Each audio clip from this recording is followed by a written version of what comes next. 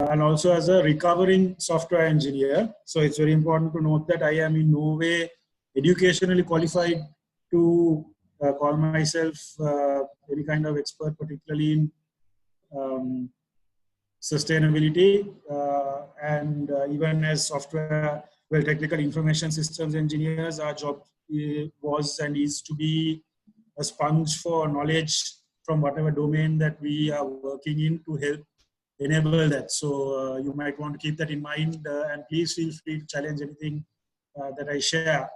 Since I've been asked to speak about the future of sustainability, that puts me on further a shakier wicket in terms of whether anything I say might be actually true, even in 1 month or 1 year, as we have seen particularly in the past few months. Give me 1 second, I'll just switch on a light here. Okay. This is how I hope to take this presentation. Where possible, I'd like to keep any discussion and questions to the end. However, if you do have any burning questions or anything to add, please feel free to jump in or raise your hand on Zoom. I think Situmini might also manage the conversation. So let's get started. We're talking about information and communication technologies. These are only, at the end of the day, enabling tools. They can be used for many purposes. It's up to us really to decide how they are used, whether it is for creative purposes or destructive purposes or decorative, I suppose. But also it's important to keep in mind that in the creation of these tools also, that is actually part of the life cycle and the impact on the environment that you need to keep in mind. So I will be talking about that as well. I'll be going through a lot of scientific research as well as studies and aggregations of information and data. A lot of them come from the GSMA, which is the GSM Association, a global industry body of the mobile industry. So obviously, like any, you could say, trade organization, you could expect some bias in terms of it focusing on the positives of the industry, but it is also an organization that puts a lot of effort into the sustainability of the industry itself, obviously, and the long-term impact, and helping the industry genuinely serve customers and the world so that it can actually justify its place in the world. So it's actually a very interesting dynamic, and it's something that Dialog is very strongly involved in, that we can talk about at length later. Of course, they are not the only source of research that I'm using here, but I just want to refer you to the amount of research on all pillars related to sustainability that the GSMA regularly produces. So the basic question, I'll come back to this concept of value creation, but could you say that information and communication technologies have created value or continue to create value? So one of the probably biggest roles we like to say is that we actually are an enabling, as I said, technology. And so we are helping other industries and individuals do more about managing and mitigating and possibly eliminating their negative footprints on the world. I think greenhouse gas reductions, it's fairly common and people will know about. When I say sharing economy, it's not only Uber, it's not only knowing whether a bus is available and therefore choosing to take the bus rather than drive your car, but it's also about Airbnb and other industries. So with technology and the availability of information, can you reduce your physical footprint upon the world using the sharing economy? But also long before we ever had Uber or anything like that, I started my life working in a financial software company, and the big thing in the late 90s and early 2000s was this so-called dematerialization. which is when, for example, the stock exchange was completely automating and all paper form filling and printing of documents was disappearing or literally dematerializing and going into the cloud, although we didn't call it the cloud at the time. So dematerializing certain things, now you don't have to have, and you may never see a physical document even from the government in certain areas, as well as digitization more recently of further parts of the economy. So virtualization of many things, including servers, and whether a server needs to be sitting in your office, requiring UPS and bandwidth for that and all that, or can it be somewhere else, all those things. So on the social side, there's a lot of research that I will refer to as well about, and it's not only about helping people have a job, it's also about more basic things. If you think of Maslow's hierarchy of needs, apart from some kind of food, clothing, and shelter, which now, as you have noticed during the lockdown, technologies also help you reach. This is also about self-actualization, connectivity, feeling part of a community, connecting to loved ones, and things as well. Very interestingly, 140 million people, new connections since 2017 have been created with the primary purpose of helping somebody's children learn. And there are 140 million connections as of last year. And it's very important to note, most of these stats are up to last year, or certainly BC, as I call it, before Corona. So these numbers have, if anything, been accelerated in almost every case. Mobile money also in some countries is doing very well. In other countries, because of regulatory and other concerns, maybe not as much. But the economic factors are also undeniable. I won't spend a lot of time, except I'm sure by now many of you have ordered something from Alibaba direct to your home.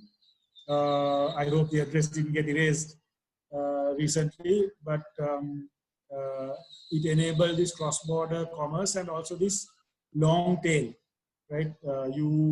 Some of you maybe from a Green Building Council perspective, you might have needed certain kinds of tools, physical tools or other, which you could only get from a very niche kind of source.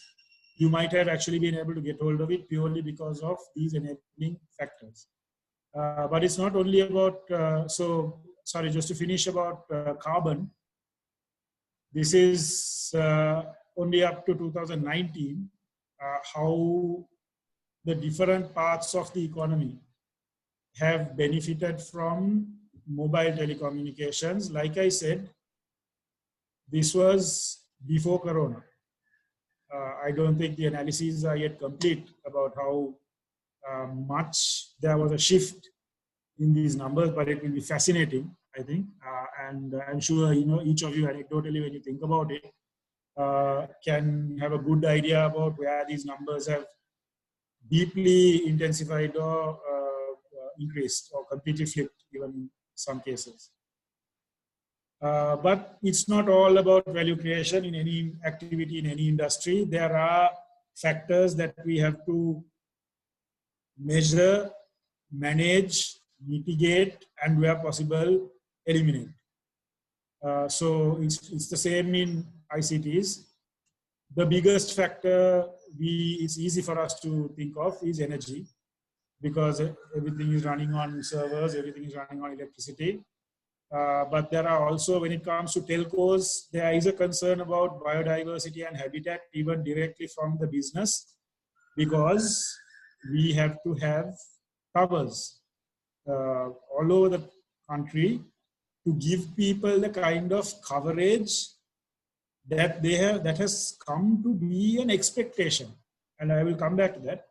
But it is now an expectation that there is a certain amount of guaranteed voice and data coverage wherever a person goes. And if you go back 20 years, people would have laughed at you. If you walked around saying, why is there no signal here? Why is the signal so weak? People would have laughed at you, wondering why did you even expect such levels of signal. There are a lot of concerns about radiation. Yes, these are using electromagnetic technologies. There's been a lot of research into it.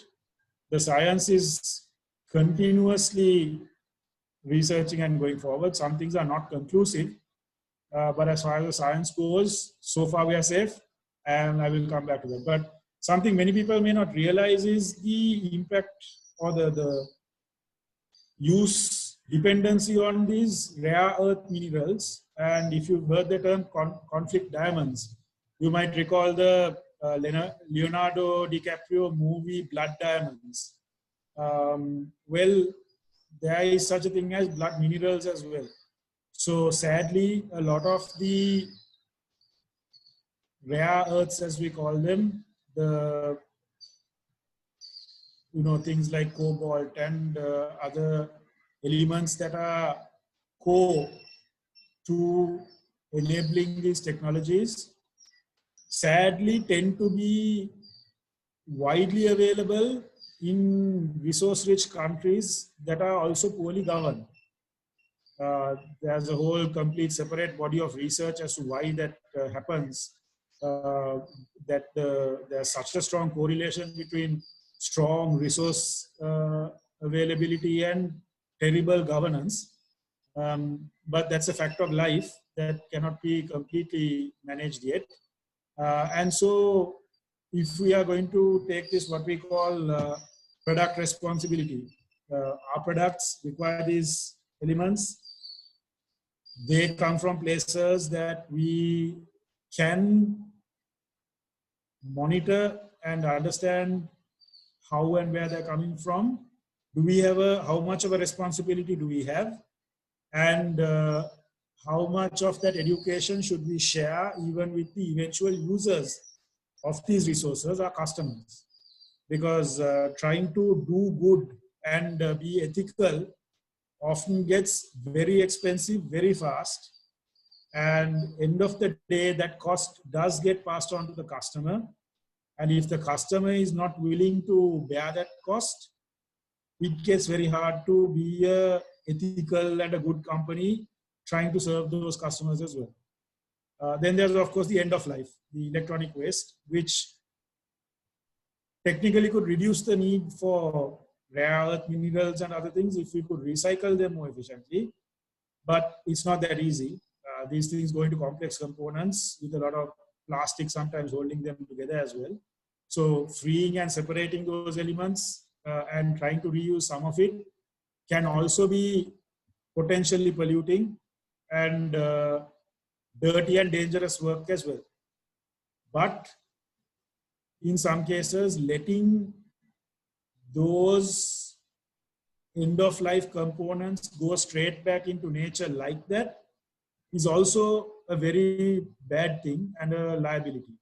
And it's up to the industry to decide how seriously it takes that whole picture, cradle to cradle focus on its impacts upon the environment and society in this case. So there's a lot of work being done in the industry, and I can talk about some of this as well. Like I said, coverage, because now, let's face it, our technologies are considered and used as infrastructure for even the most basic fundamental services in this country and in the world, which puts a lot of responsibility upon us, upon technologies that were not intended or expected to be that critical if you look back 20 years.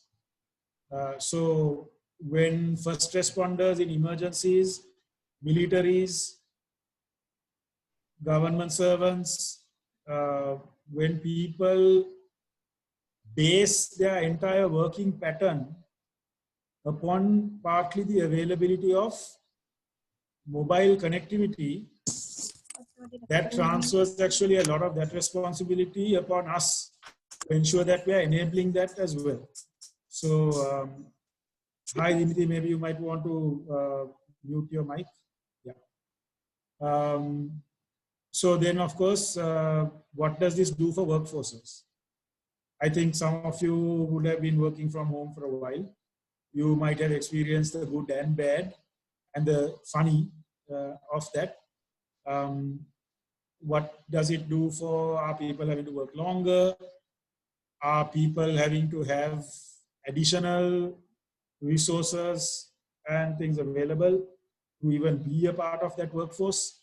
What about the people who don't have the technologies, can't afford the technologies, to suddenly be doing a job that previously they didn't need to have those expenses to be doing? So there are concerns. But there's undeniable impact on the human and economic development that this has had. So as you can see, some of these boxes repeat across the pillars because there are environmental factors, but also human factors affected by these things. Economics, if you go back 13 years, you'll recall that this industry was in a place where a fifth entrant had joined the market. We are a regulated industry. And possibly for the first time in the country and for the first time in the world, the regulator had to implement a floor price on the service being offered, on the premise that the companies were in such hyper competition that more than one were in danger of going out of business at the same time, which the next step would be even worse for the customer, because the remaining players would then have been, it would have been a even tighter monopoly and be able to raise prices. So it's again in a regulated industry with certain, there is a lot of research as to how many mobile telcos in a country are really sustainable. And that's actually a very, very small number, which means there's a fine balance into what the regulator's role should be and how the company should afford providing their service as well. And all of this is fine if the devices are not affordable and if our service is not affordable. By the way, Sri Lanka has the 7th cheapest voice and data rates in the world, prices. And I want you to keep that in mind. I'm sure we'll have a very interesting discussion at the end of this call. But I need you to keep that in mind when we think about the impacts that has on the rest of how the businesses can operate. Then where do the profits get concentrated? How much of the dividends get paid out? And this question again of the stability of these companies. So I've already taken 18 minutes. So I'll go through very quickly the approach that Dialog takes. And now I must be very clear that I have been at Dialog now for a fairly long time, but a lot of this existed and was first created long before I got to Dialog. And it has certainly evolved along the way. But this is something that has been built into actually Dialog's founding philosophies from the start. And a lot of credit to that goes to people like Dr. Hans Vijay Surya, who have been involved from the very early days. So I think you all will be familiar with the many definitions of sustainability, but basic idea is, can we have a good quality of life today without damaging the ability of people to have a similarly good quality of life in the future, which may need innovation for today as well to allow it. So at Dialog, we consider this concept of net value created. Now, I spoke earlier, I had 2 slides talking about value created and value destroyed. Now, any activity at the corporate inductions for new staff, I always take the example of having a cup of tea. During the day, anyway, when we used to be in office, making yourself a cup of tea was often an important activity to help you get through the day. So there's a lot of value created just in being able to help you focus, giving you a break while you're making the tea, getting maybe some sugar and tannin into your bloodstream. But is it purely value creating? You had to boil water. Where did the energy for boiling that water come from? Etc., etc. Right? So similarly at Dialog, when we look at our industry and at our company, we like to think that we create a lot of value for people. And I should point out that Dialog's vision talks about using multisensory technologies to enhance and enrich Sri Lankan lives and enterprises. That is a part of our vision about how we as a company operate. So that is why these life enhancing tools and creating a network that lets people do amazing things on top of it are part of what we like to be doing. But energy, like I said, is a big factor, unavoidable, although we can manage. And there are other negative externalities that I will talk about as well. I'm sure you are familiar with the concept of externalities. You are all familiar with the 17 SDGs. From Dialog's point of view, in 2015 and 16, because 17 at once is a lot, and because they are highly interconnected and working on one usually requires working on others and has positive impacts on the others. As a company, we decided to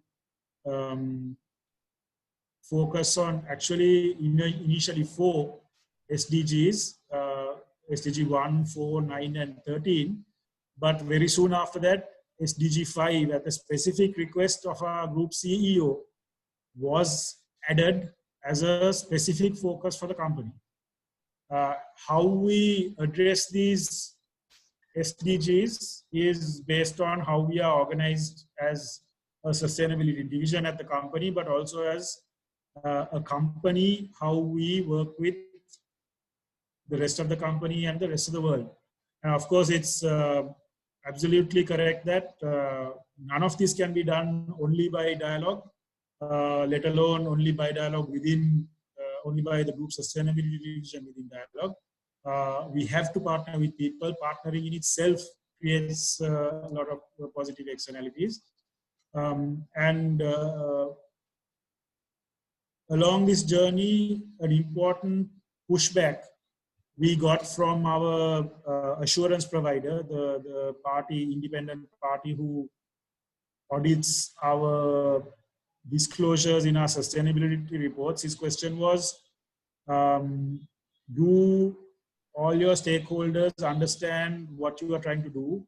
So I said, well, not really. It sometimes is a bit difficult to explain to them more, for them to understand why we are doing some of the things that we're doing. So he said, well, then shouldn't you first be working with them to help those stakeholders better understand and engage with what and why you are doing? And so that was a light bulb moment for me. And we have been doing a lot of work since then, internally, but also actually some of it just launched this year, and some of it was only announced finally because of lags in communication yesterday and today, in line with the 20th anniversary of the United Nations Global Compact. Some of the work we have been doing more recently about reaching out to stakeholders and helping them understand and engage with what we are doing. So that is actually what I consider part of why I'm said okay to be here speaking with you as well. Although luckily today I'm probably preaching to the choir. So these different pillars at Dialog, we feel contribute to business sustainability. They are interconnected, and they are absolutely, you must measure and you must report. You must disclose to your stakeholders what is going on. So this is kind of a view about how we operate and how we contribute to the business growth and stability. So this business of sustainability, of course, covers pretty much every corner of the business, overhead as well as absolute hardcore business unit activities as well. Excuse me, I need to turn on my charger. Okay. So these cut across all parts of the business. If you want to find out more, we have been publishing sustainability reports now for, well, we just published our 12th report in a little earlier this year, looking back at January to December 2019. So you can find out a lot more about what we have been doing and how it has grown and evolved over the years. These are all available on the Dialog website, dialog.lk/sustainability, will take you to the landing page for those things. So very quickly through some of the things we currently do. Yes, this is a cell phone tower. Yes, it is obviously, when you look at it, you will know if you've done any or seen any radio engineering or whatever information. It's obviously, look at it, it's going to be more expensive than the standard yellow and orange tower. And when you look at it, obviously it's going to be a weaker radio transmitter than one of those unobstructed towers.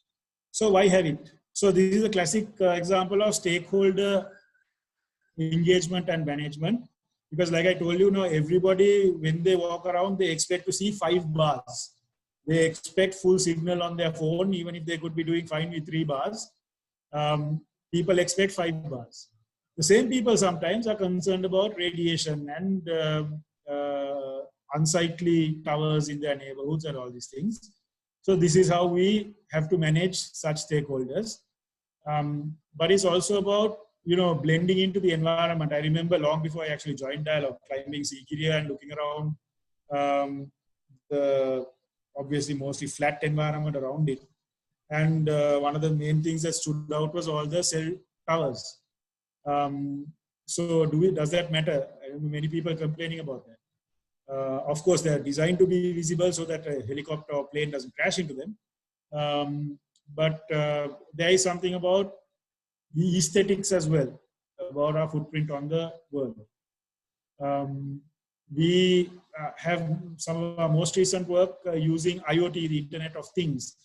My division at Dialog focuses on the non-mainstream customer, and usually almost exclusively the lower income customer.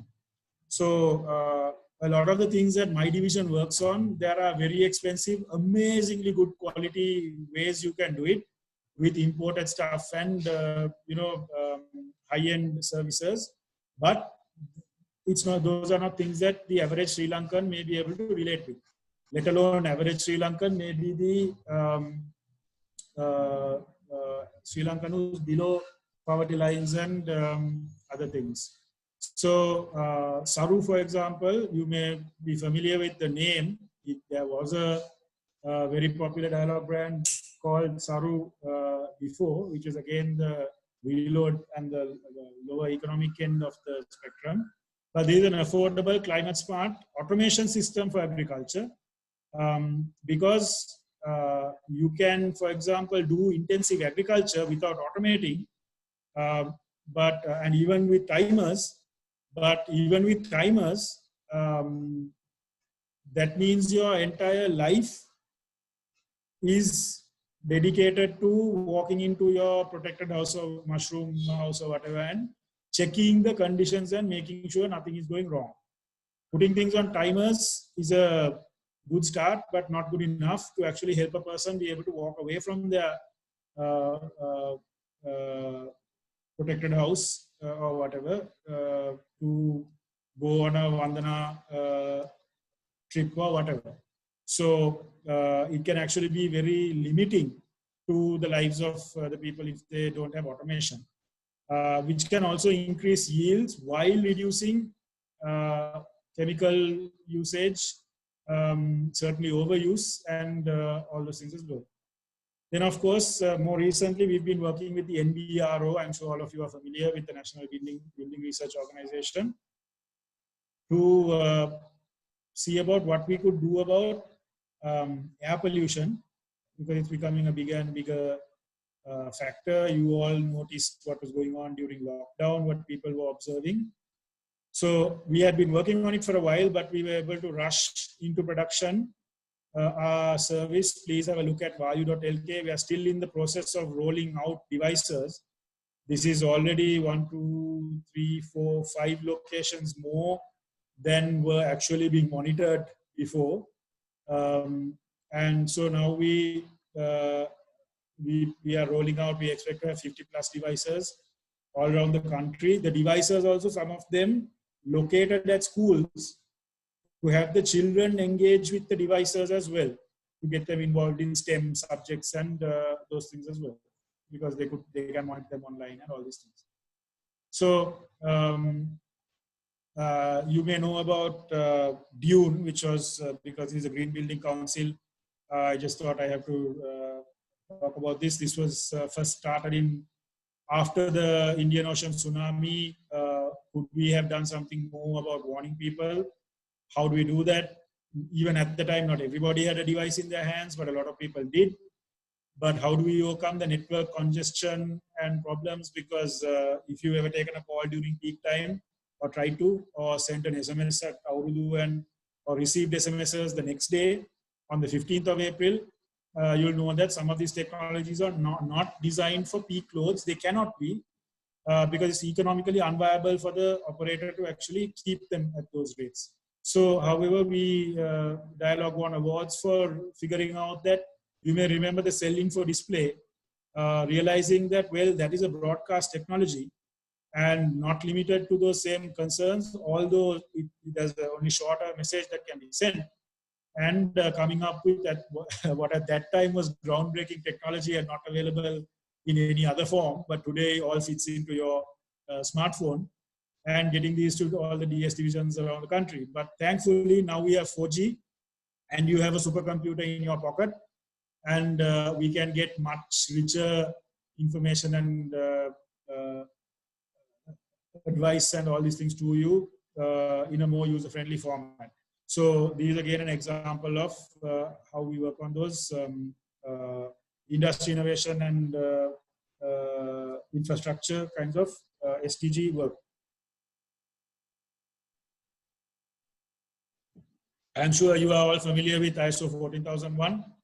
So after many different years spent on trying to position it and frame it and get it started the best possible way, now as of 2019 and 2020, Dialog has been able to have a very strong direction and approach on getting 14,001 implemented. We are at the peak pretty much of implementing it. It's been hard with lockdown because site visits are part of the process. But again, there is a whole of business activity. It's not just something a sustainability division can do or a GCEO. We say GCEO because we have a group CEO can just mandate. So these involve culture changes, attitude changes across the entire business, which is also an important thing. And now I'll get to, so I have another 12 minutes, I'll get to the future of sustainability. Not all of you may be familiar with this gentleman. He was an American baseball player known for saying pretty obvious things. So most of what I say will probably be wrong, I can guarantee. In fact, I hope so. I hope a lot of the things I predict will happen sooner, like Corona made it happen. And I hope it will happen in much cooler and cheaper ways as well. So that's the nice thing about being a futurist, I suppose. One of the things, some of these things actually, we are actually making them happen right now, I'm happy to say. So Dialog likes to call itself, one of our tagline is the future today. So this is one of the things we are making happen right now. I'm very proud to say my division and some local organizations, universities around the world are working on this. Actually for engineers, what is a very elegant thing, basically equation we have been using, some of us maybe all our careers, to understand the attenuation of the signal because of rain, and therefore understanding by how much to boost the signal.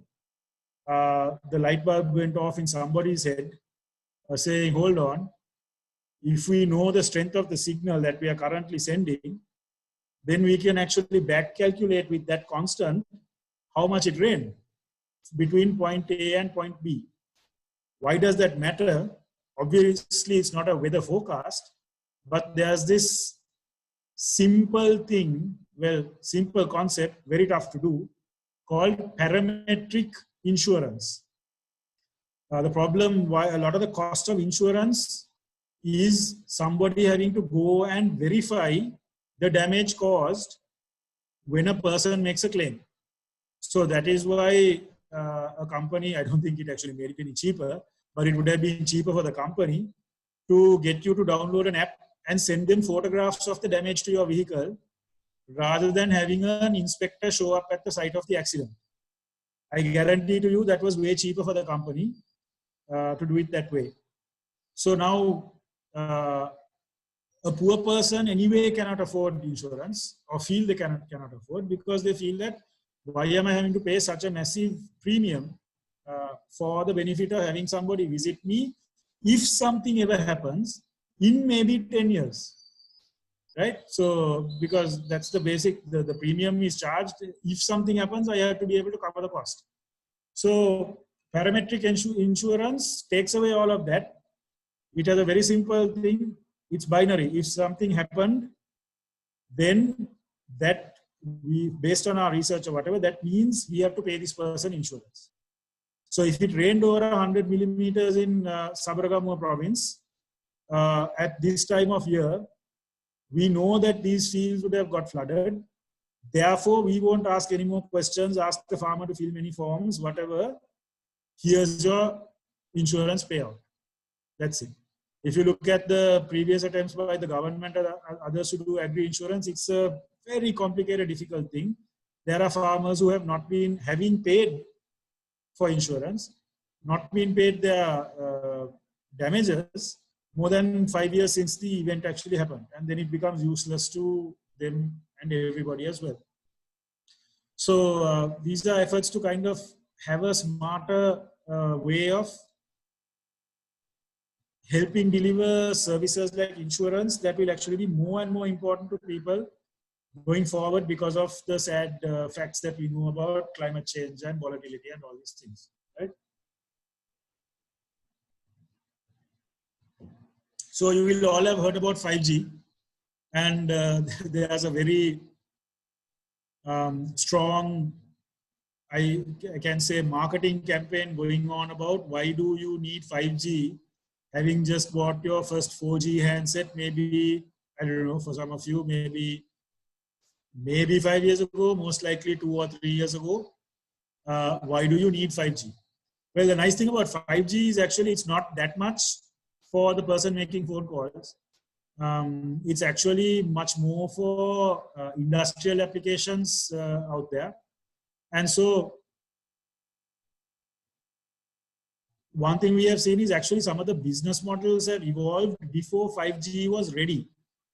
But everything from self-driving cars, which can be part of a connected system for adaptive traffic control, remote surgery. We have only so many doctors, only so many places we can station them, but there are so many people in faraway parts of the country or the world. And for getting real-time imagery, whether it's of traffic, whether it's of forest destruction or whatever, 5G networks can actually be very valuable for and enabling for those things because of its speed and other benefits. And it's also something that at the end of the day, this is about connecting people, and trust is actually at a very low point everywhere in the world. So if we can build a customer trust network where a lot more infrastructure has gone into that trust part of it, it could make a lot of people feel a lot safer about using these technologies because there are people who genuinely struggle with the concept of doing that. Then, of course, things like traceability. So world trade, sadly, is on a back foot for many reasons, not only because of Corona, but world trade eventually, as you would have seen with your Alibaba experiences, brings prices down for everybody and make sure that the best resources and the best minds from the best parts of the world can be part of the solution that gets you there. So it's not only for food, it's also for devices. Like I said, conflict minerals. Do we know, can we find out where the different parts inside your smartphone came from? And so this is only growing. This is basically unavoidable and will happen. So needs to happen. So of course, it's our responsibility to then make sure that it happens well. And the thing about coverage, this is all available on dialog.lk. You can go to the website and you'll see these maps. So this is our voice coverage. So it's even as of 2012, when my boss who was recruiting me told me, we have basically 95% landmass coverage and 98% population coverage, right? Now, where are there no towers? Well, that is where there are mostly leopards and elephants and, not really people who need our network, arguably, right? Unless you think about security and tracking and all those things. Everybody else who wants to be connected pretty much has definitely a voice connection. That's a 2G connection. Now 3G, well, 3G, as you can see, is a little less dense. It hasn't got to certain parts of the country. This is look, these are companies that are accountable to their shareholders. They will not be able to go landing towers wherever they please. There has to be some idea whether they can cover the cost of doing that. So there will be places where it doesn't at the moment make a lot of sense. Although often, and it happens a lot, people can say, hey, right now you don't have a lot of coverage here, but there are more and more people here. They're starting to use these things. Can you please, and here are the statistics. Would you reconsider, would you have a tower here? That happens. And that's fine, because then it's less of a risk for us as a company also to go there, right? So as of 2 days ago, when I took this screenshot, this is the 3G coverage. Of course, there's a lag between the actual coverage and the map, but there is. Well, this is 4G mobile, right? And this is where a lot of faces will go downwards, because there isn't as much usage, therefore demand, therefore ability or justification to land towers for 4G. And you must keep in mind, it's very interesting to actually follow these dots. Where are they distributed? And if you look closely, this is overlaid over a physical map. It has the road network. If 20 years ago, this was, well, it was even less, but this was what our voice network looked like. First, it would have been a cluster in Colombo and Kandy, and maybe Galle and Kurunegala. Then everybody driving between Colombo and company would have complained that the signal keeps dropping. So you would have seen towers coming up along the A2, A1. Then you might have seen towers along A2. And so it follows the population, right? That is basic economics. So this is where 4G mobile broadband is at the moment, and will of course keep growing. That's guaranteed. So what does it say about 5G, however, right? Now, by the way, to complete the picture, this is home broadband. Again, 4G, but in a fixed setting. So this is how you can expect the 5G rollout to look as well for consumers, but maybe not, because 5G is also an industrial technology, and industries may have a slightly different distribution to these maps. So I'm running out of time, so I'll very quickly wrap up. The common question everybody has, the concern everybody has about radiation. The important thing to say is, nobody has been able to yet scientifically say absolutely 100%, nothing to worry about. There's absolutely no impact on the human body. That has not been conclusively proven. So even the ITU, the International Telecommunications Union, says, don't worry, there's no research that has been able to conclusively prove that there's any harmful radiation from mobile technologies. However, if you want to be safe, please use your Bluetooth, because that's an even lower power transmitter. You can keep your phone away from your head and instead have your Bluetooth connected. So, I mean, this is where the science is. But in terms of, it's not going to microwave your brain. It's not going to kind of cause you to grow a third arm or anything like that. We will tell you if there's any danger of that. But there's a lot. So the 5G is expected to generate a lot of value for the economies, but our energy intensity is definitely going to grow. But this is very actually, now if you look at in our sustainability reports that I mentioned, if you look at the energy intensity per customer, it's actually fairly stable or going down. If you look at the energy intensity per tower, it's going up because we have more generations of technology that need to be hosted on the same tower. So we have 2G, 3G, 4G, and maybe 5G as well. Hopefully 2G and 3G will eventually be phased out so that that bandwidth can be used for 5G as well. Because 5G is more energy efficient in most ways, although overall network energy usage with all the power saving and alternate power sources may still remain flat. That's important to note at best, right? So those are things that concern us a lot and that we are constantly trying to innovate. So I told you about the Sustainability Academy. Please go have a look. We are happy to host even your content or anything like that. This is a free accessible resource for anybody who wants to engage with concepts of sustainability. So I will not take time to talk about the other stuff that I get to do at Dialog. Do ask me about it later. Have a look at our webpage and the Dialog Foundation webpage, and you will see about them.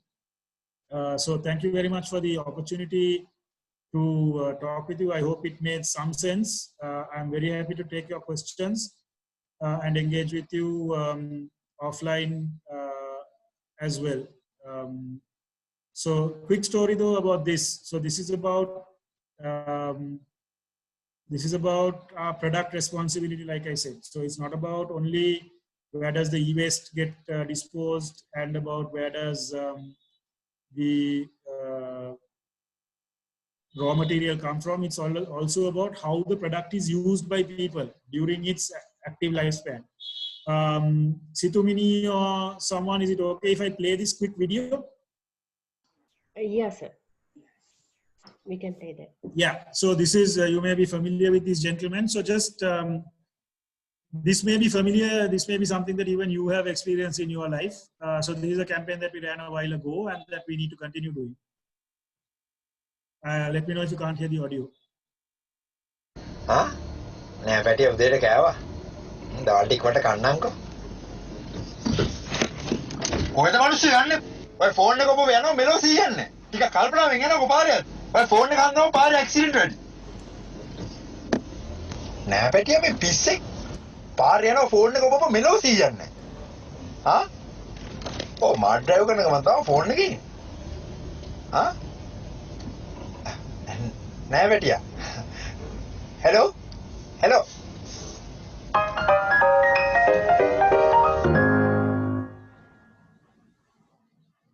So yeah, and I'm done. Thank you very much. Happy to join the discussion after this. Yes, we can accept 2 or 3 questions from the audience, and I received already one, sir. So I will read that. So what about the overall greenhouse gas emission when considering the telecommunication industry as a whole? Because it is very difficult to find emission data relating either in this sector or overall service sector. So I would like a clarification of when you say service sector, did they mean only the telco sector? So now disclosures, right? This whole thing, everybody likes to say they are green and they are sustainable and all these things. But if you are serious about it, then you will measure it and you will manage it and you will tell the world how you are doing, even if that's good or bad. So by no means am I saying Dialog is good. Nor will I say that the telco industry is good. However, we are taking the effort to measure and to manage and to report and to share with stakeholders who may also be able to give us ideas about how to do better. Now, if you look at our sustainability reports for the longest time, we report under the GRI, Global Reporting Initiative. Now it's under the 4.0 standards. Disclosing your greenhouse gas emissions is a fundamental part of the comprehensive reporting structure that we follow. So we have been doing that for many years. It has, especially at the start, it was not easy to completely measure or capture. It's a journey. It's something that you start doing and hope that you can keep improving on. I believe we are pretty good at it now. We also have the opportunity to put our money where our mouths are, because we are using sensors and IoT and all digitization, all that good stuff to actually further automate and simplify the measurement and quicker reporting of our emissions. Of course, sometimes emissions are calculated based on maybe fuel usage or whatever, right? Because you may not have an air quality sensor at every place. But like I said, we've launched Vayu. From both ends, we are pretty confident that we can now measure it pretty comprehensively. And knowing is the first step. And understanding where your biggest areas for improvement are can help you actually make a bigger impact in a shorter time and also hopefully more cheaply as well. So in the ISO 14001 implementation we are doing right now, as I said, we have already identified a lot more areas than even, from the point that we were just reporting. But in the process of implementing the standard, working with our stakeholders, I believe that in the next few years, we should be able to report even further reductions. Although, as I said, in a total figure sense, we may not be able to bring a lot of those far down, but we will be making them more efficient, certainly, when you take it on a per customer, per tower, per office basis. I'll stop there for now. But so in telco, yes, there are a lot of companies that are measuring and are disclosing. Just go look for their sustainability reports. Maybe search for GRI sustainability reports. So if you go to the Global Reporting Initiative website and go to search by telcos, you'll be able to see all the telcos that have disclosed their GHG emissions. That may be a starting point for you.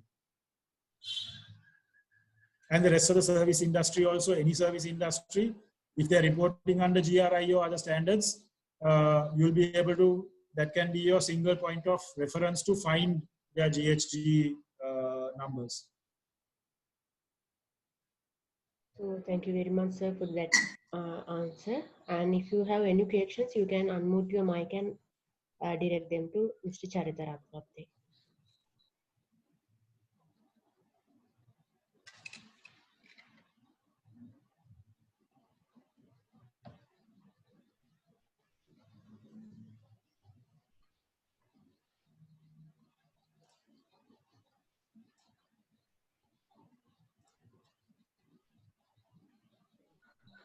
So it seems that there are no more questions. Thank you very much, sir, for the interesting sessions. And we hope to have a few sessions more in coming up month. Thank you very much for your active participation as well. Thank you, sir. Thank you for the audience as well. Thank you. I hope it was helpful. Thank you, sir.